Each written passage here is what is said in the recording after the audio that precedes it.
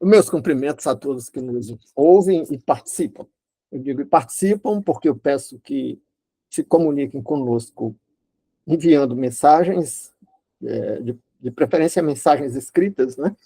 E que compartilhem e deem um like, porque a plataforma divulga mais o canal se tiver mais participantes, né? Não se trata de pensar em remuneração, porque nós não cogitamos disso e certamente não alcançaremos esse nível.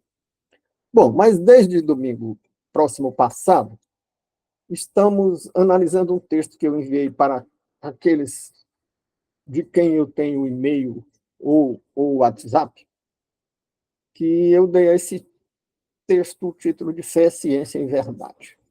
E eu estava comentando com alguns amigos aqui, antes de iniciarmos a gravação, que hoje, por acaso, num dos grupos em que eu participo, vi um vídeo de um matemático, que também é um estudioso de astrofísica, defendendo o teísmo e o cristianismo. E o discurso dele, embora com outros termos e, em alguns momentos, por outros caminhos, é muito semelhante a esse nosso estudo de hoje e do domingo anterior e do texto no qual nós nos baseamos hoje e havíamos nos baseado no domingo passado.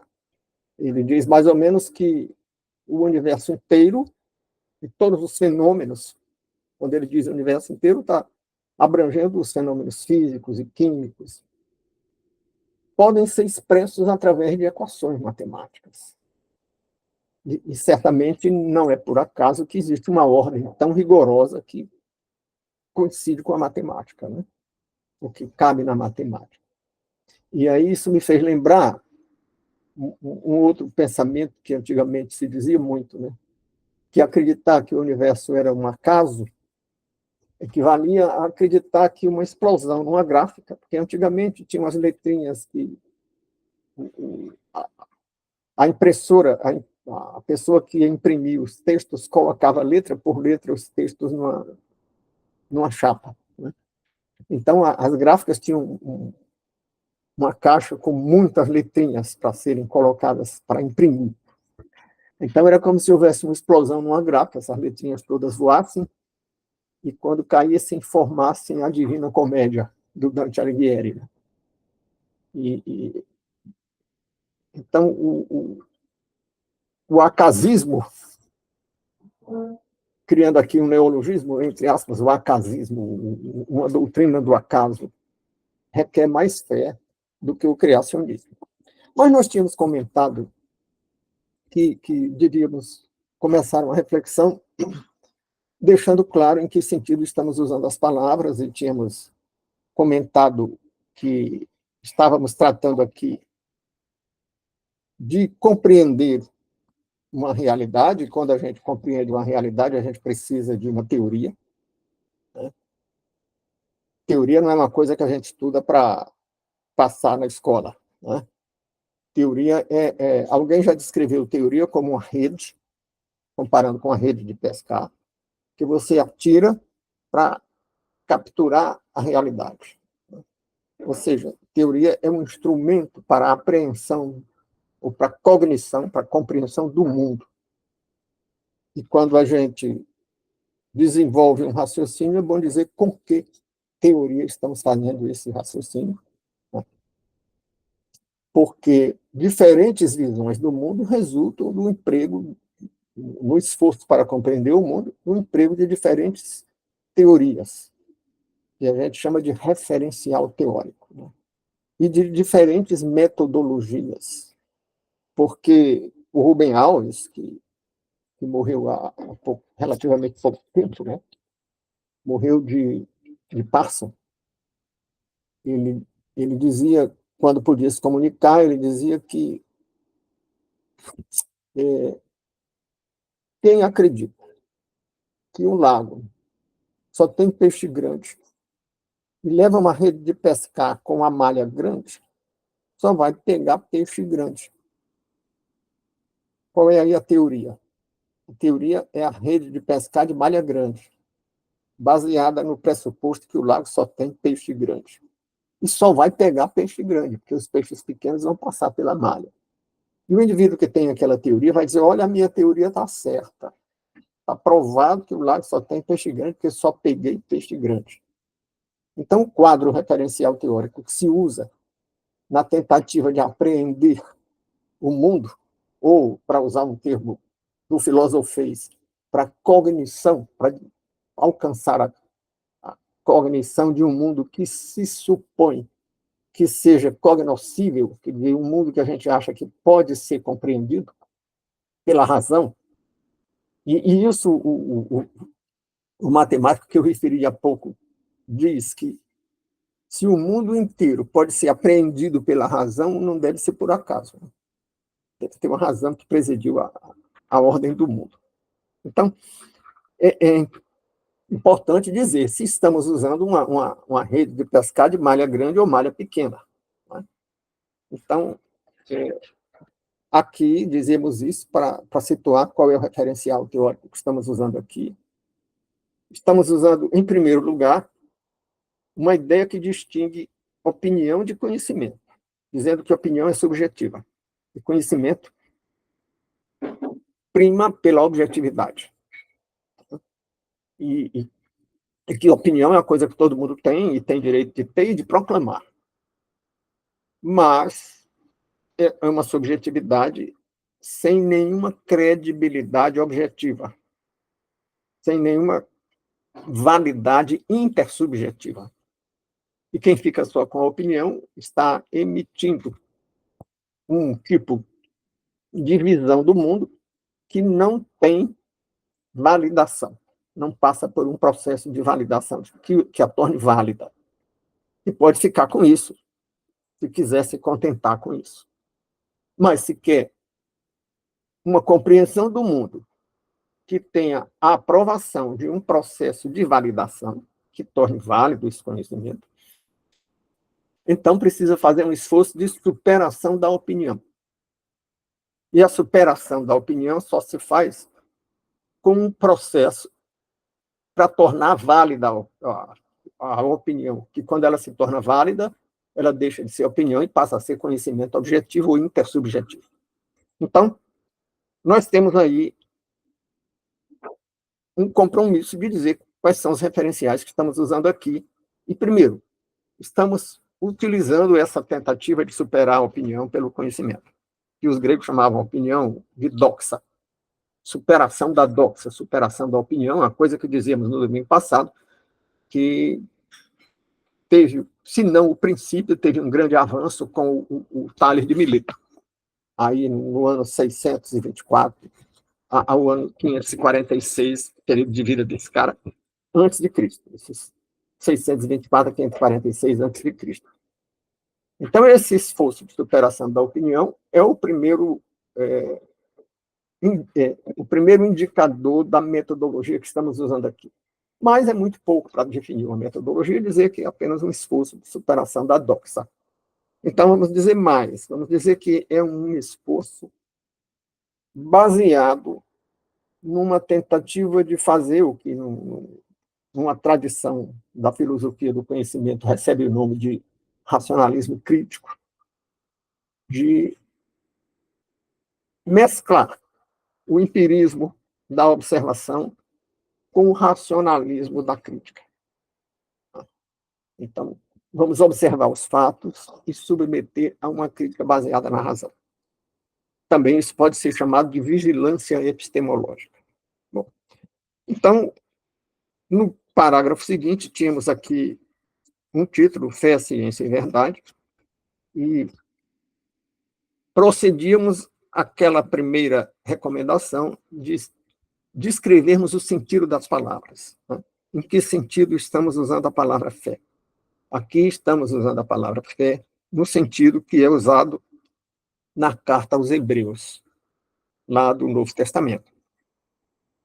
E havíamos transcrito Hebreus 11:1, que diz, ora, a fé é o firme fundamento das coisas que se esperam e a prova das coisas não vistas.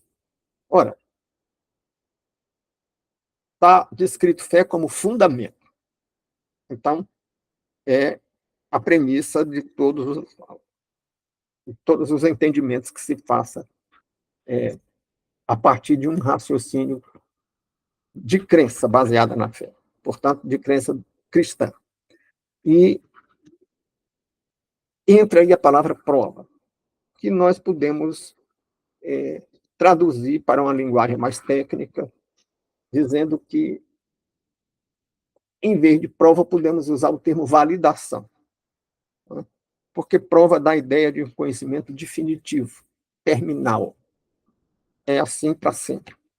E validação dá a ideia de um conhecimento processual, um conhecimento que é considerado válido enquanto não apareça alguma coisa que o contrarie, né? Então, esse é um compromisso em que o sujeito cognoscível, ou seja, a pessoa que pensa, se compromete a se retratar, se aparecer alguma evidência contrária. E eu creio que o cristianismo enfrenta esse desafio, né, de se retratar se aparecer alguma evidência sólida em sentido contrário, né? E, finalmente, eu tinha colocado em negrito o que, na definição de fé, lá de Hebreus 11:1, onde nós lemos: ora, a fé é o firme fundamento das coisas que se esperam e a prova das coisas não vistas.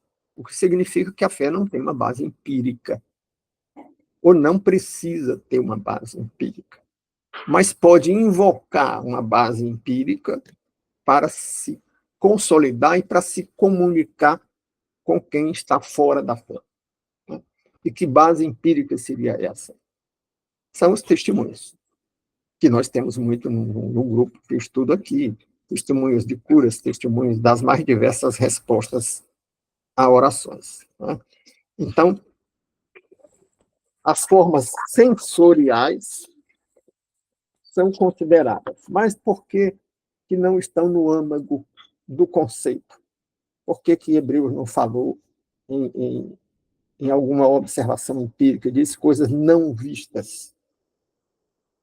Não disse coisas, não fez referência a alguma base empírica, porque há uma razão muito forte para isso. É que essas experiências, das quais nós falamos há pouco, elas não são replicáveis. Digamos assim, a gente ora por alguém que se cura, mas a gente não vai orar outra vez por outra pessoa e seguramente isso vai se repetir. Ainda mais com todas as variáveis, todos os fatores controlados na mesma situação. Então, se uma experiência empírica não é replicável, ela não é considerado um fundamento empírico, né? E, portanto, é óbvio que isso aí não é uma manifestação de empirismo, né? Empírico quer dizer baseado na observação, né? Vamos simplificar aqui o conceito de empirismo como alguma coisa baseada na observação direta ou indireta, né?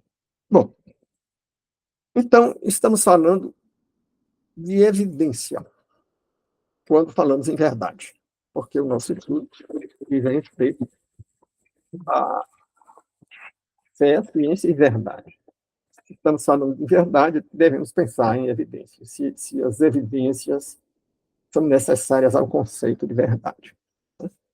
De certo modo, fica difícil a gente falar em verdade sem falar em evidência. A gente falando de verdade sem evidência, a gente está falando de fé que não é sinônimo de verdade, né? Embora a fé seja verdadeira, ela é verdadeira por outras razões que não aquelas que nós definimos a palavra verdade. Então, evidência pode ser uma evidência ontológica ou uma evidência epistemológica. Vamos traduzir esses palavrões aqui, né? Uma evidência ontológica seria uma evidência a respeito daquilo que é o ser, da essência do ser. E é claro que essa evidência ontológica só se alcança pelo caminho da fé. A gente considera, com base na fé, que algo seja que uma essência seja evidente. Por quê? Porque ela não é observável direta nem indiretamente. Em outro estudo, em outro vídeo, nós falamos aqui até usando a caneta como exemplo, dizendo que a caneta, seja de plástico, seja de outra matéria, continua sendo caneta, tendo tinta, ou a tinta tendo se esgotado, continua sendo caneta, usada para escrever ou usada para outros fins, para o fim de... Pode ser um instrumento de escrita, ou um instrumento comercial, ou um instrumento de coleção, ou até um instrumento de agressão, uma arma improvisada e tal, continua sendo uma caneta. Né? Isso porque, na metafísica do Aristóteles, a essência do ser, a ontologia do ser, se definiria pela matéria, pela função, pelos fins, a finalidade, e pela origem. Então, muda tudo isso e a caneta continua sendo caneta. Ou um homem continua sendo um homem se for gordo, se for magro, se for alto, se for baixo, se for branco, se for preto.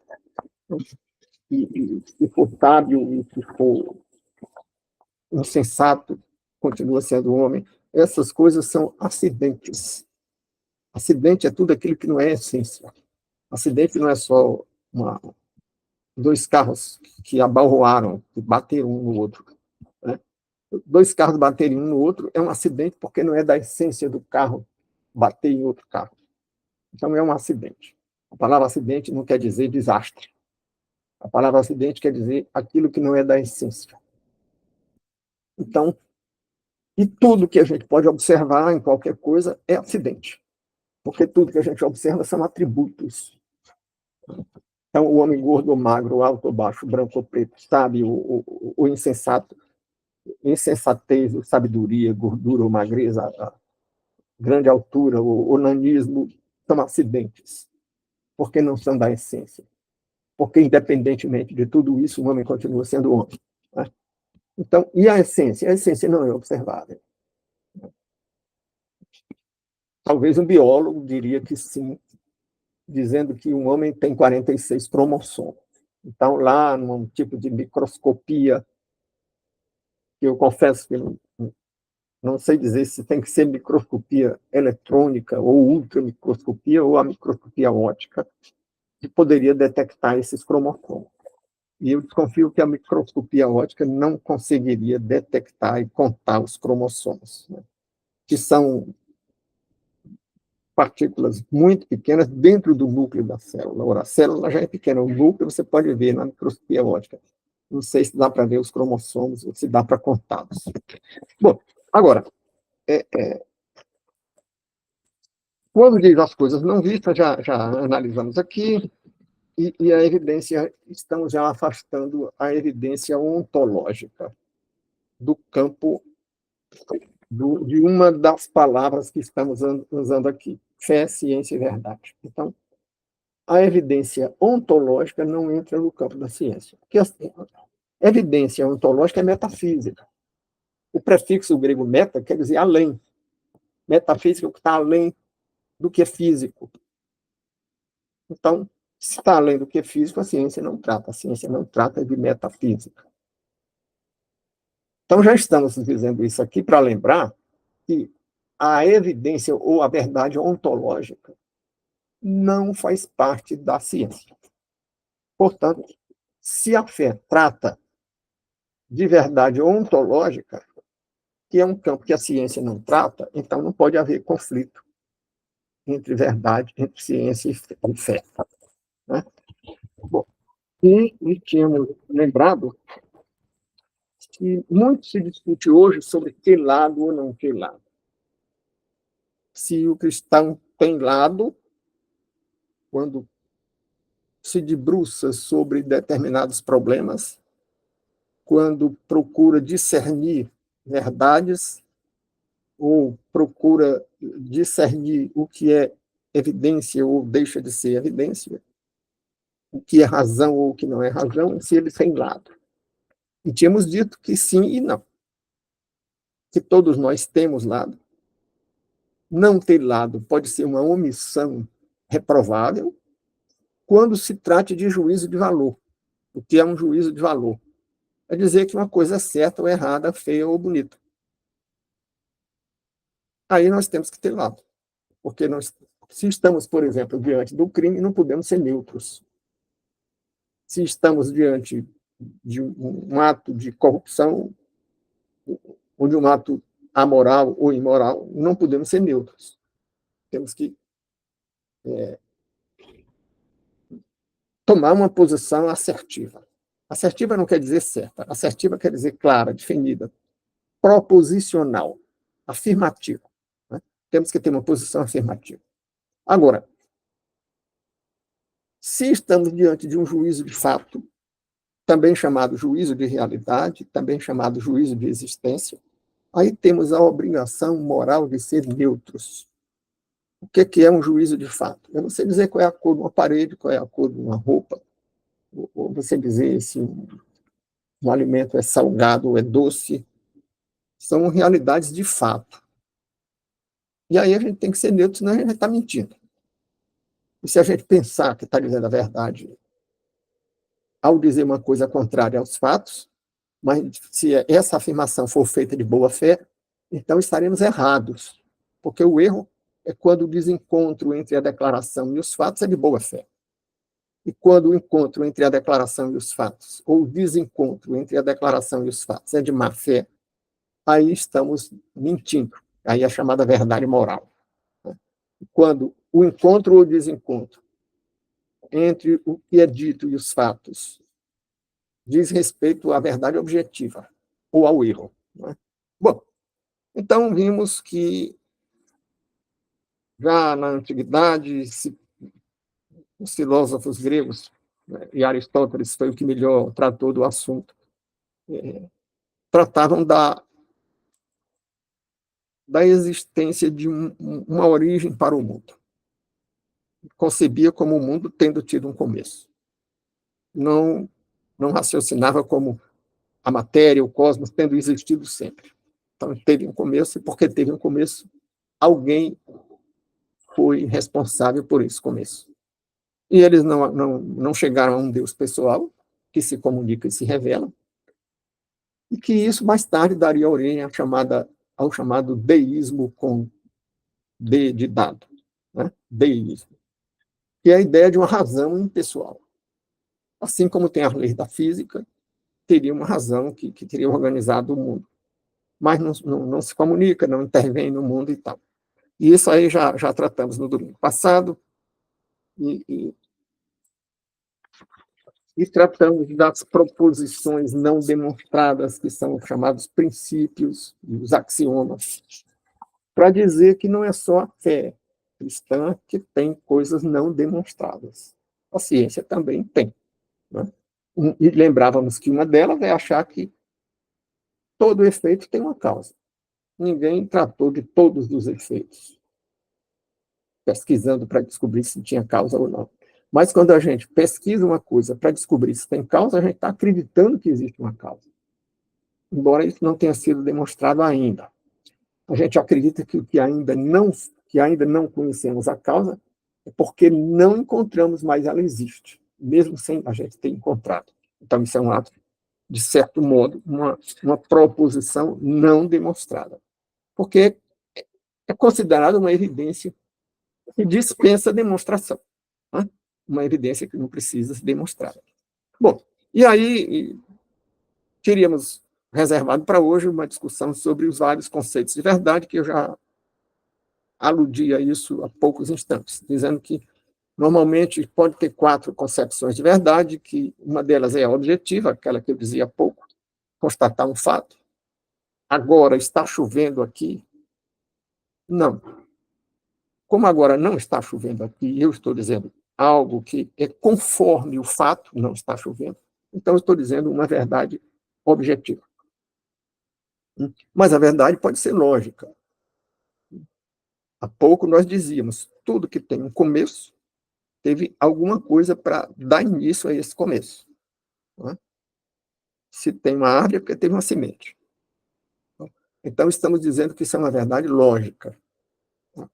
E a verdade pode ser uma verdade moral, que também explicamos aqui. Eu costumo repetir N vezes um exemplo, quando me parece que o exemplo elucida, esclarece muito bem a situação. Então, eu diria, se alguém ligou para cá e eu atendo, e a pessoa pergunta, a Josefina está e eu sei que ela está, porque está do meu lado, e ela faz assim com a mão porque não quer atender. Então eu digo, saiu. Então o que eu estou dizendo não é um erro, porque eu sei que ela está aqui. Eu estou dizendo uma mentira. Ou a pessoa ganha um presente e não gostou de jeito nenhum, mas, muito bem, gostei muito. É uma mentira, não é um erro. Por quê? Que a verdade moral não trata da objetividade. A verdade moral trata da relação entre o que é dito e a consciência. Na sua consciência, você sabe que você não gostou do presente. E você está dizendo uma coisa contrária à sua consciência. Então, você está mentindo. Não existe o conceito mentira em verdade objetiva. Existe o conceito erro. Não existe o conceito mentira no campo da lógica. Existe o erro. Agora, no campo moral, é que existe o conceito de mentira. E aí, verdade deixa de ser o que é lógico ou o que é objetivamente certo. Verdade no campo moral passa a ser aquilo que é de acordo com a consciência. Aquela pessoa que acha que a Terra é plana e diz que a Terra é plana, ela está cometendo um erro do ponto de vista objetivo. Ela está cometendo um erro do ponto de vista lógico, se ela observar o navio se afastando da costa, ou observar a sombra da Terra na Lua.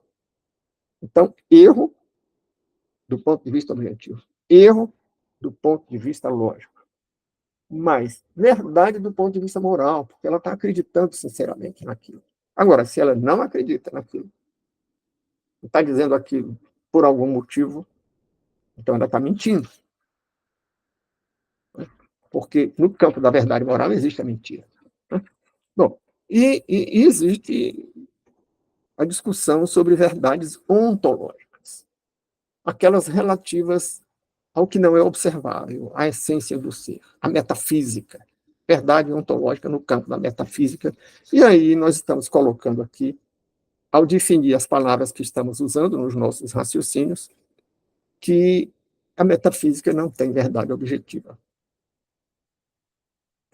Portanto, é um campo de uma certa relatividade, embora não deva ir ao ponto do relativismo. O ismo aí seria um exagero. Né? Bom, então nós pavimentamos os caminhos dos raciocínios que se seguem. E estivemos falando aqui,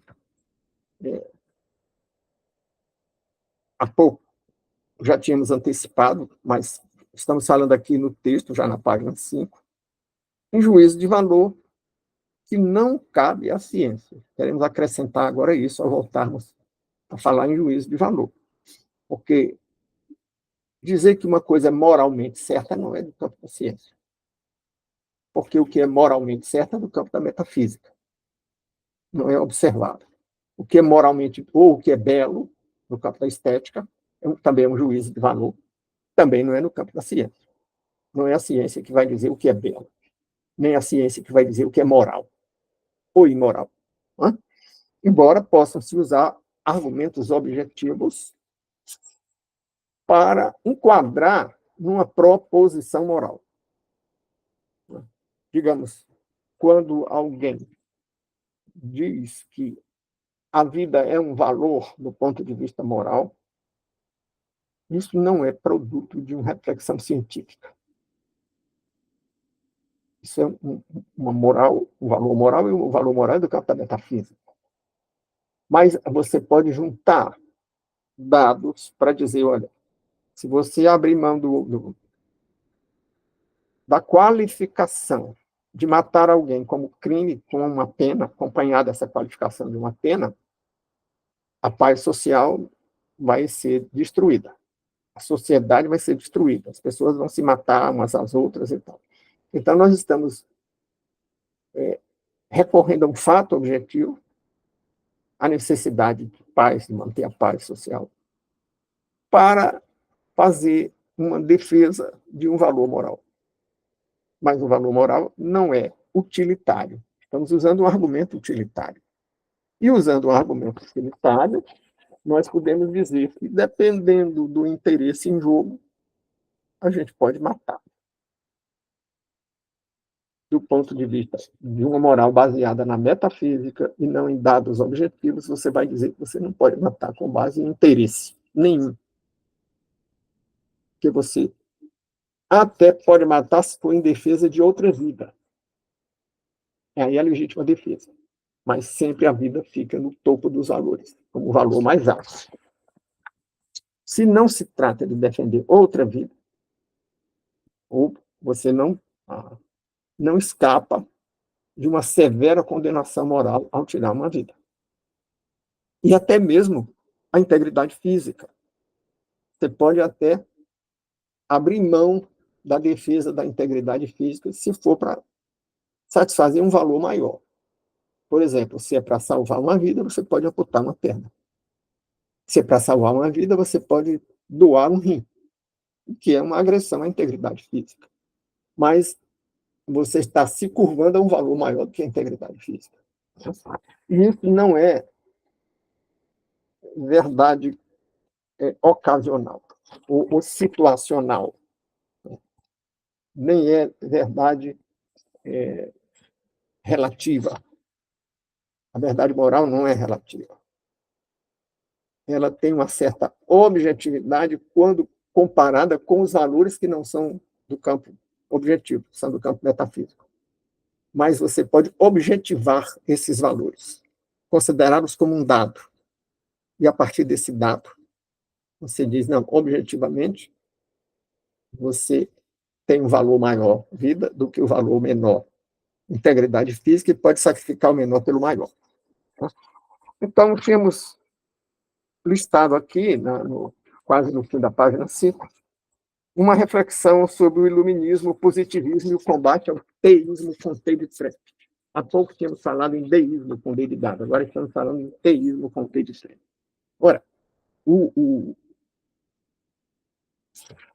que estamos trazendo à discussão é a influência que uma certa corrente filosófica e política ou ideológica teve na discussão do cristianismo e um rebento dessa corrente, que alguns qualificam como fazendo parte do chamado iluminismo tardio, que é o positivismo.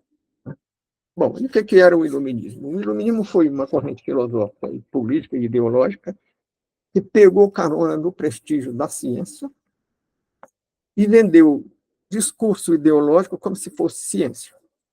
Porque a Revolução Científica do século XVII fez grandes coisas. Né? Aliás, repetiu um feito que o Tales de Mileto tinha feito lá mais de 500 anos antes de Cristo, que foi prever um eclipse. Como ele disse, tal dia, tal hora vai ter um eclipse, e teve. O conhecimento produzido pelo grupo que se reunia em torno dele na cidade de Mileto, na Grécia, ganhou um prestígio enorme. E como na época não tinha essa divisão entre ciência e filosofia, não se distinguiam esses métodos, então o que ele fez, hoje nós chamaríamos de ciência, porque era um estudo de realidades objetivas, que foi o eclipse, e essa previsão trouxe um grande prestígio para o conhecimento que ele produzia. E no Renascimento isso aconteceu também, e figuras como Galileu e Newton e outros mais produziram conhecimentos científicos que se confirmavam pelos fatos, que permitiam previsões, e isso trouxe um grande prestígio. Tal época vai passar um cometa, e passava mesmo. Então, isso. Agora, as ciências chamadas da cultura, ou sociais, ou históricas, não têm essa previsibilidade. Então, elas são ciência em sentido amplo, não são ciência em sentido estrito. E as teorias ou doutrinas não têm resultados replicáveis que possam se repetir em experimento controlado. Né? E no meio dela aparece muito outra coisa que nem ciência em sentido amplo que é uma coisa chamada ideologia, que é um discurso, num certo sentido, existem outros sentidos para a palavra ideologia, mas estamos usando aqui num certo sentido que é muito usado nos meios filosóficos e mesmo nas doutrinas políticas, ideologia é entendida como um discurso para justificar um poder estabelecido ou uma aspiração à conquista do poder. E o iluminismo era isso. Né? Era uma justificativa de uma forma de poder. Tanto que os iluministas começaram exercendo uma certa influência para legitimar um tipo de poder monárquico. Depois eles iriam defender a República. Mas existia o chamado os déspotas esclarecidos. E aí o déspota esclarecido, para o iluminismo, não precisava do voto. Não era a ideia de democracia que cerca a ideia de república na Grécia Antiga. Era a ideia de fazer a coisa certa, de conhecer a realidade do mundo, de ter um conhecimento. Então, isso não se confirmou. Os déspotas esclarecidos, entre aspas, cometeram muitos erros, mas o próprio Voltaire, que é um nome muito típico do iluminismo, frequentava as cortes daqueles monarcas absolutos, frequentou a corte do Frederico II, o Grande, da Prússia, e até a corte de Catarina Grande, parece-me que a época dele era Catarina Grande, a czarina da Rússia. E ele frequentou por lá, ele se hospedou por lá, como se hospedou na Prússia com Frederico II, e elogiou esses caras, esses déspotas. Mas ele mesmo vai jogar algumas sementes que mais tarde vão ser usadas num discurso republicano. E uma república que invocava a ideia de voto, mas nem tanto, porque a ideia de voto era mais invocada por uma tradição anglo-saxã. Na Inglaterra, na chamada Revolução Gloriosa de 1688, e nos Estados Unidos, no momento do que aqui nós chamamos de Guerra de Independência, e eles chamam de Revolução Americana, que tinha o princípio, um homem, um voto. Um homem, um voto, porque achava que a política não trata de juízo de fato, não trata de assuntos técnicos. A política trata de juízo de valor, do que é certo, do que é bom, do que é mal. E isso qualquer homem sabe julgar. O que qualquer homem não sabe julgar são questões técnicas. Reforma tributária, matriz energética, juros, câmbio. Então, essas questões são técnicas. E o que é que democracia tem a ver com elas? Democracia tem a ver com elas porque o eleitor chega e diz, bom, ele não vai dizer como é que ele quer a política cambial, a política de juros, mas ele vai dizer, eu quero que o meu valor não pegue fogo na minha mão. O meu dinheiro não pegue fogo na minha mão com a inflação. Então, isso eu quero preservar meus ganhos. Então, isso é um juízo de valor. Como é que é uma questão técnica? Então, matriz energética, política ambiental, ele não vai dizer como defender o meio ambiente, ele vai dizer que quer defender, que é bom defender o meio ambiente. Qual é a maneira certa é uma questão técnica. Então, o iluminismo transformava tudo numa questão, como se fosse uma questão técnica. Transformava, dava a reflexão da filosofia política um valor de uma técnica. E isso levou ao que o Eric Hobsbawm, um historiador marxista inglês, chamou de Era das Revoluções. E teve a Revolução Francesa e teve revolução e tentativa de revolução por toda parte. Teve a Revolução Francesa, a Revolução Americana, a tentativa da Inconfidência Mineira no Brasil, e tentativas de revolução na Polônia e em outros lugares. Então, creio que na Polônia. Agora, pode ser que eu estou cometendo um equívoco. Bom, então, dizíamos que é preciso esclarecer o método que usamos para analisar as questões e as concepções metodológicas. Então, existem duas concepções de ciência, já que estamos falando de fé, ciência e verdade. Existe uma concepção monista, que acha que só existe um método para a ciência. E existe uma concepção dualista, que acha que existem dois métodos. A concepção monista, que é um método só para as ciências da natureza, para a matemática, a física, a química, e também para ciências históricas ou sociais ou da cultura, sociologia, antropologia, história, direito. Bom, mas aí tem um problema, que as ciências da natureza são replicáveis. Você diz que existe uma lei da gravidade e faz um teste empírico, faz um experimento, não confundir com experiência, a experiência é da vovó. Experimento é aquela coisa que se faz controlando os fatores envolvidos. Então, nós podemos fazer um experimento, repeti-lo, controlando os fatores, e o resultado vai ser o mesmo. E por isso é previsível. Mas na economia, no direito, na história, na antropologia, na pedagogia, na sociologia, não tem essa previsão. Os experimentos não são replicáveis. Embora a ciência se aproxime um pouco a economia se aproxime um pouco da ciência da natureza, você tem aqueles cálculos de elasticidade cruzada e aquela relação entre oferta e procura que se aproximam muito do sentido de uma lei, em sentido estrito, uma lei científica. Mas não tem previsibilidade, porque você não consegue controlar os fatores, eles não são replicáveis. Quer dizer, o mesmo modelo de privatizações da Margaret Thatcher, em outros países não deu certo. Deu certo lá. Parece que não deu muito certo, né? Ou não deu tão certo quanto lá. Então, não seria o mesmo plano. E tem um cara muito respeitado, que eu utilizo muito algumas ideias dele, que é o Popper, que diz que é um método de Popper. Porque de um jeito ou de outro, num campo ou no outro, você tem que ter alguma maneira de tornar válido o que você está dizendo. Aí tem outro cara que eu também aproveito muitas coisas que ele diz, que é o Max Weber, que diz que são dois métodos diferentes. Porque ambos têm necessidade de validar. Mas na ciência da cultura, também chamada sobre elas históricas, tem um objetivo diferente. Porque lá na ciência da natureza, você quer saber como as coisas se passam. Aí você solta um objeto e ele cai, e você quer saber como é que ele cai. Como é que se dá essa queda?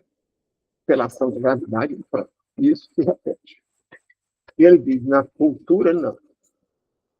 E o exemplo dele é, se um ciclista atropela um pedestre, e se você quer saber só o aspecto físico, como é a engenharia de trânsito,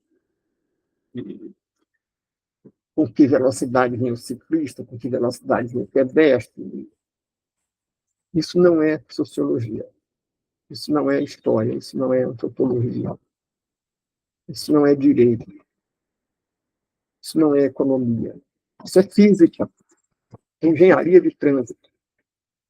Agora, se você quer saber, se você leva em conta a intenção do ciclista que quis atropelar, ou não era o ciclista que quis atropelar, era o pedestre que quis ser atropelado, isso pode acontecer por alguns motivos.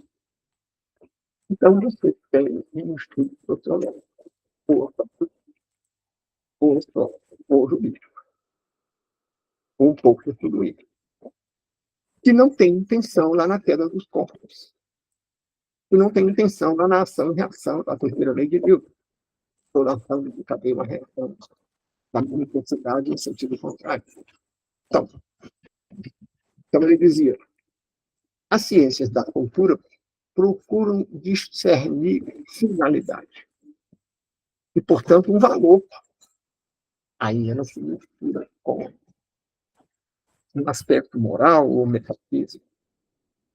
O cara quis ser atropelado porque queria receber um seguro, ou queria receber queria culpabilizar o ciclista. Aí você já vai entrar, vai abrir a porta para um juízo de valor. Ou o ciclista quis atropelar para fazer uma vingança, ou por qualquer motivo.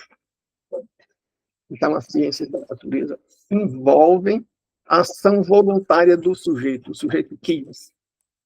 E a ação voluntária imprevisível. Não tem a regularidade, não se repete.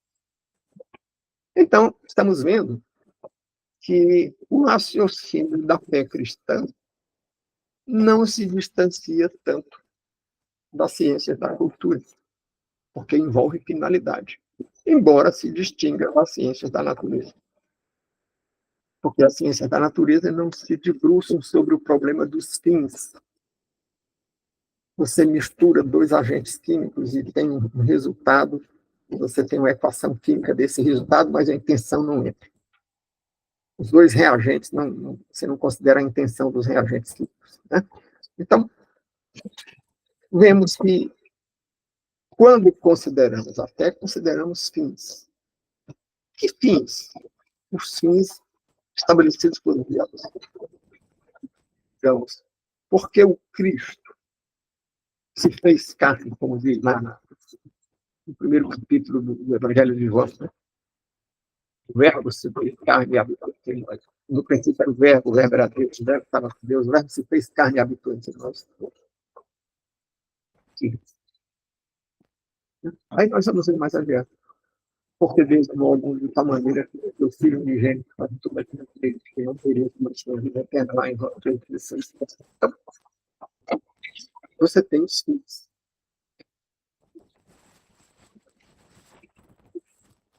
Você tem um filho.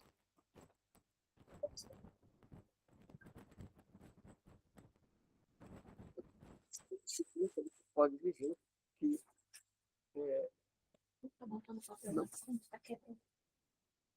você pode dizer que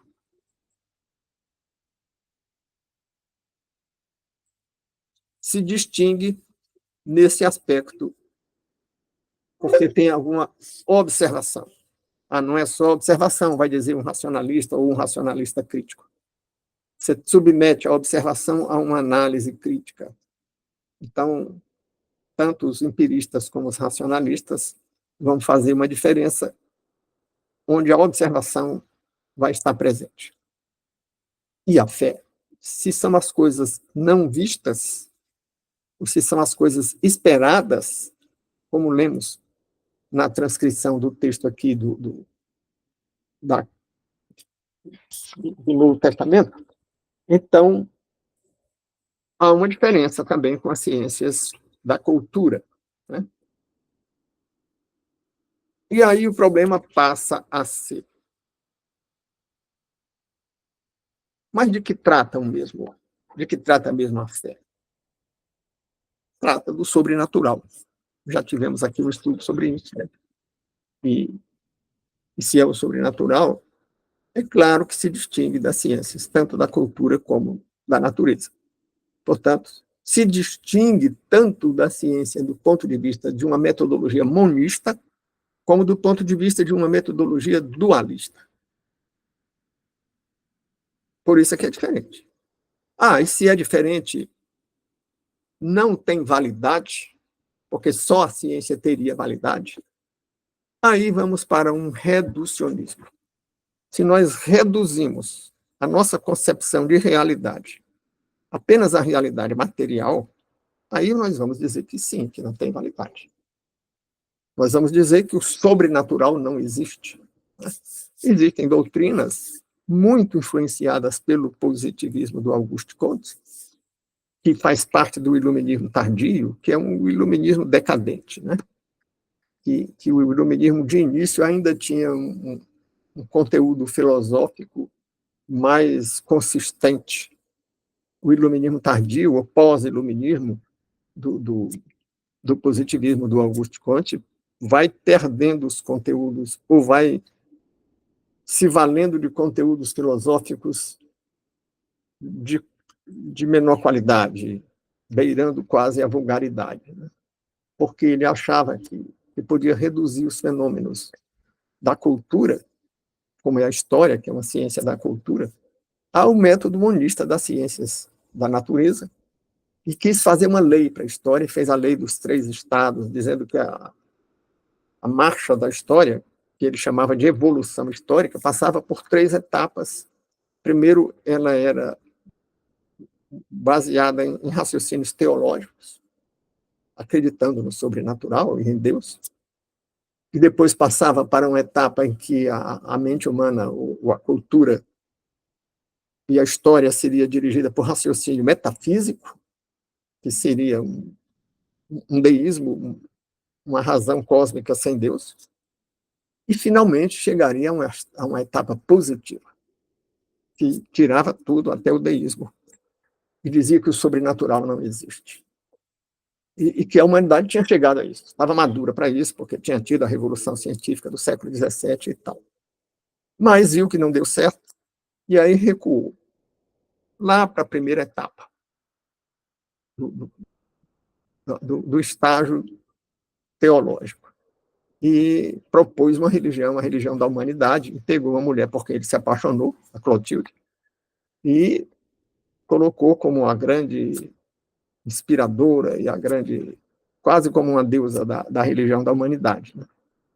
Então, foi uma forma decadente do pós-iluminismo e que influencia correntes ainda muito poderosas hoje, que negam a existência do sobrenatural e exploram o sobrenatural, exploram fenômenos sobrenaturais, nenhum sentido pejorativo a referência à exploração. Explora aqui no sentido de fazer uso de fenômenos evidentemente sobrenaturais, como sendo manifestações naturais, porque energéticas, porque físicas. Né? Bom, mas aí já seria um outro estudo, e nós podemos concluir, não esse estudo, mas esse texto, né? Não esse tema, mas essas reflexões que estamos abordando hoje, com algumas conclusões. Né?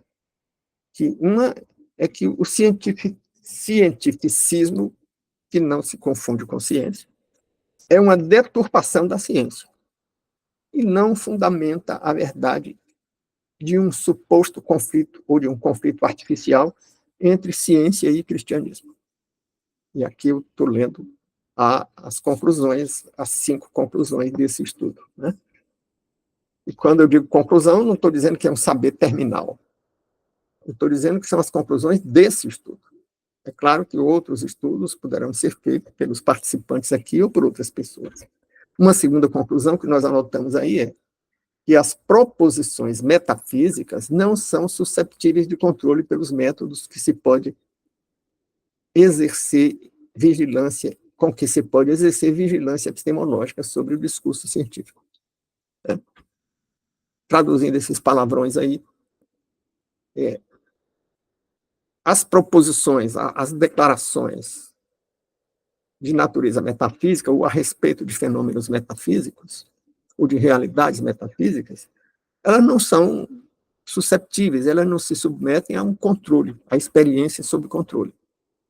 Ou seja, não são replicáveis. Né? Então, elas necessariamente têm que se valer da fé. Agora, a fé não significa romper com a razão. Existem aqueles raciocínios todos, como os gregos já usavam, de que o cosmos teve um início, se teve um início, teve um criador. Existe no campo do argumento moral, que nós já fizemos um estudo aqui do argumento moral, que diz que valores podem existir na natureza, como tem a terceira lei de Newton, as leis em geral do Newton, da mecânica e da química e até da genética, mas essas leis não têm, elas são um preceito só. Elas não têm outro preceito conjugado com elas, que seria uma sanção para quem violar. Não tem uma reprovação moral para quem viola alguma lei da natureza. Então, elas, no campo moral, no campo das relações humanas, uma declaração que não tem uma condição com uma reprovação prevista não é norma, é apenas uma opinião. Tá?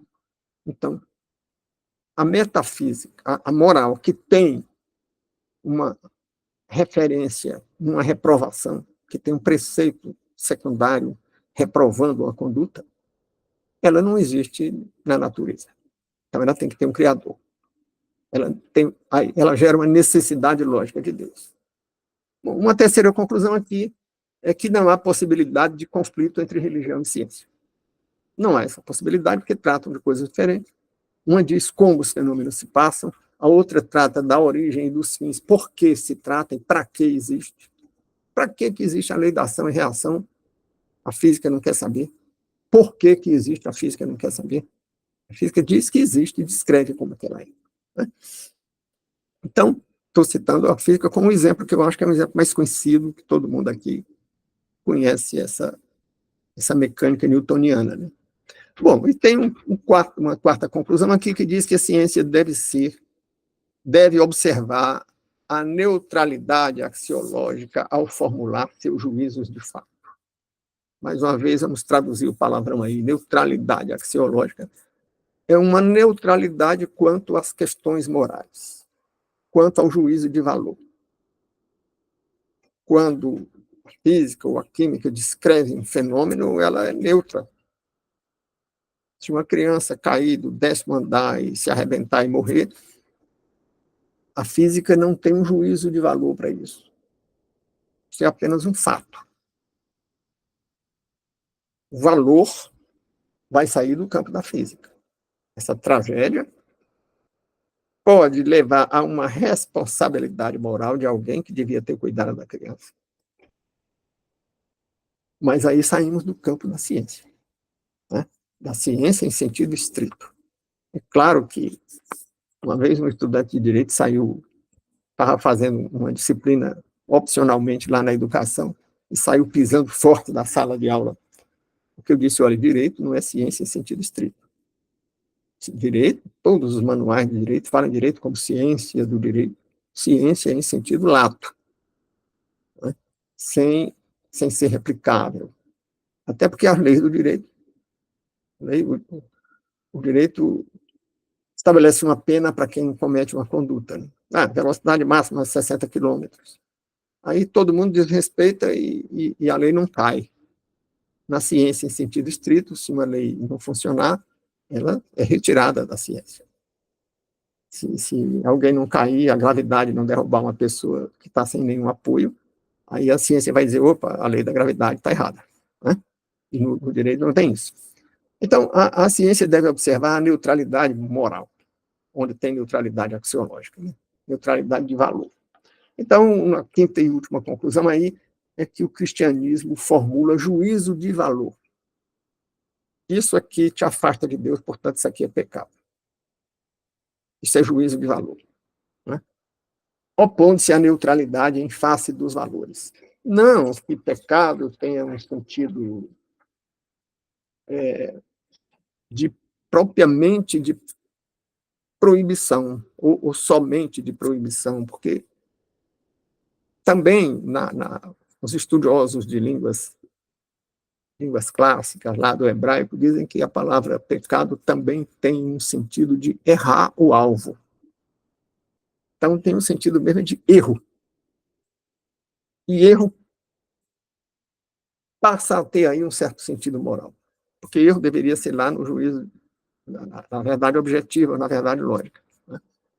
Embora tenha uma afinidade, um contato com a verdade objetiva, porque se o pecado é o que nos afasta do Criador, e longe do Criador nos perdemos objetivamente.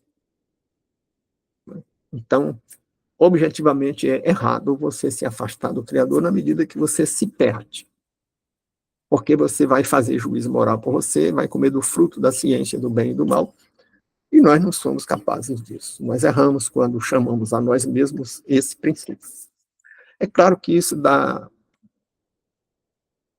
lugar para muito mais reflexões, para muito mais argumentação pró e contra.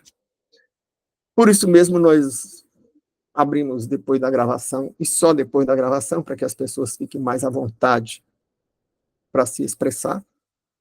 Mas também, quem quiser mandar por escrito para o canal, né?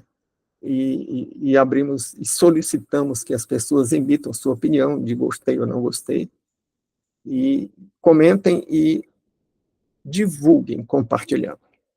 E muito obrigado aos que assistem à gravação e o convite para os que participam do momento da gravação, desse momento, nas manhãs de domingo, que depois que encerrarmos a gravação, participem, e logo em seguida a gravação será encerrada e eu vou facultar a palavra.